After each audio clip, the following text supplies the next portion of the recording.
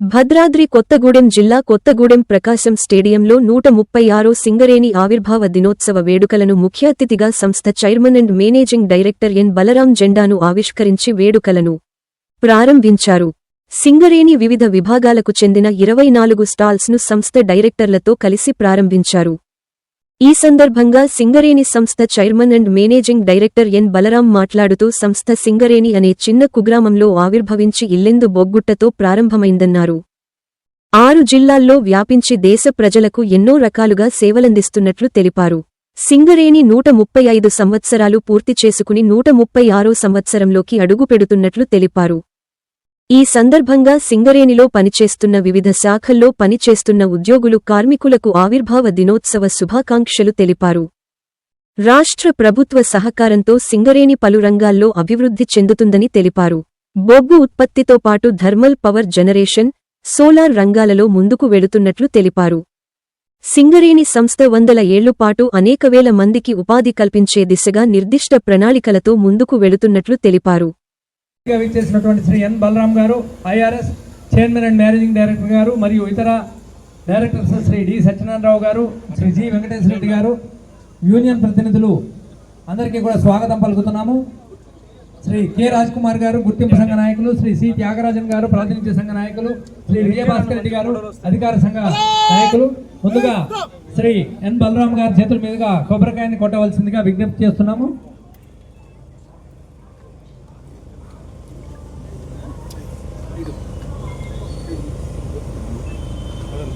Okay నా అరే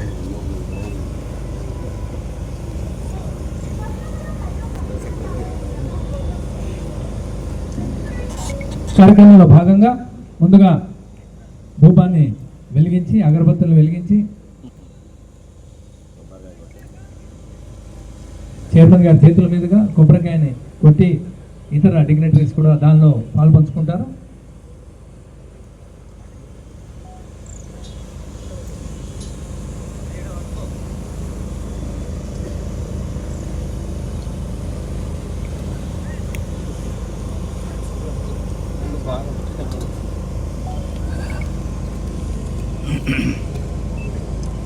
chairman గారు నారికేళాన్ని కొట్టి కార్యక్రమాన్ని ప్రారంభంలో పాల్పంచుకుంటున్నారు. తర్వాత శ్రీ డి సత్యనారాయణ గారు కూడా కొబ్బరికాయ కొట్టవలసిందిగా విజ్ఞప్తి చేస్తున్నాము.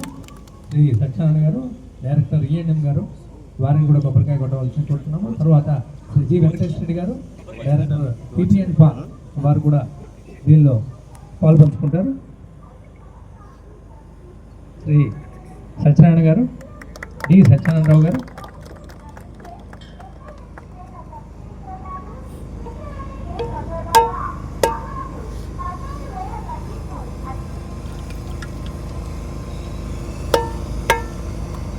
శ్రీ జి వెంకటేశ్వర రెడ్డి గారు, డైరెక్టర్ ప్రాజెక్ట్స్ అండ్ ప్లానింగ్ పా గారు కూడా ఈ కార్యక్రమంలో పాల్పంచుకోవాల్సిందిగా విజ్ఞప్తి చేస్తున్నాము.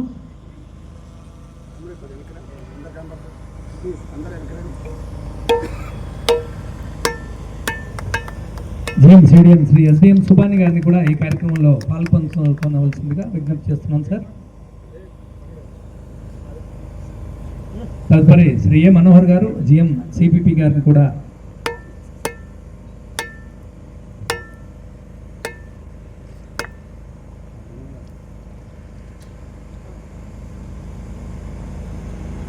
ముఖ్య అతిథి చైర్మన్ గారి చేతుల మీదుగా పతాక ఆవిష్కరణ ఉంటుంది. తర్వాత సౌండ్ సిస్టమ్ రెడీగా ఉండి సింగరేణి గీతాన్ని ప్లే చేయవలసిందిగా విజ్ఞప్తి చేస్తున్నాము. సార్ మీరు కొంచెం సార్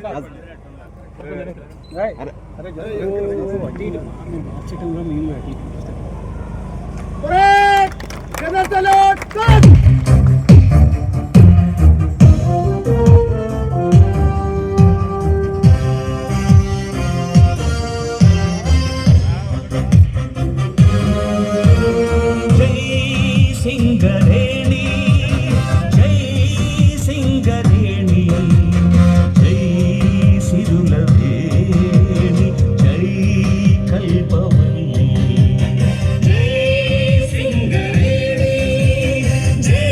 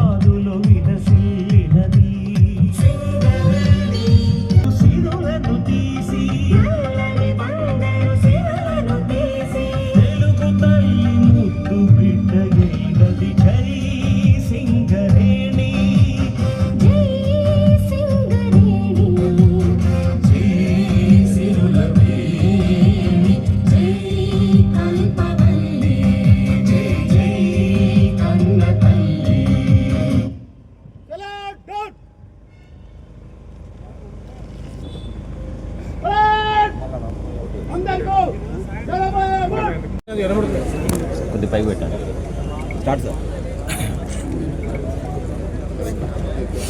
సో మన సింగరేణి సంస్థ ఒక చిన్న కుగ్రామం సింగరేణి అనే గ్రామంలో ఆవిర్భవించి ఎల్లందు బొగ్గుట్టతో ప్రారంభమై సింగరేణిలోని ప్రస్తుత 6 జిల్లాల్లో వ్యాపించి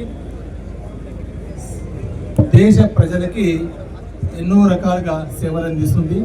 మన సింగరేణి సంస్థ 135 సంవత్సరాలు పూర్తి చేసుకొని 136వ ఏట ఈరోజు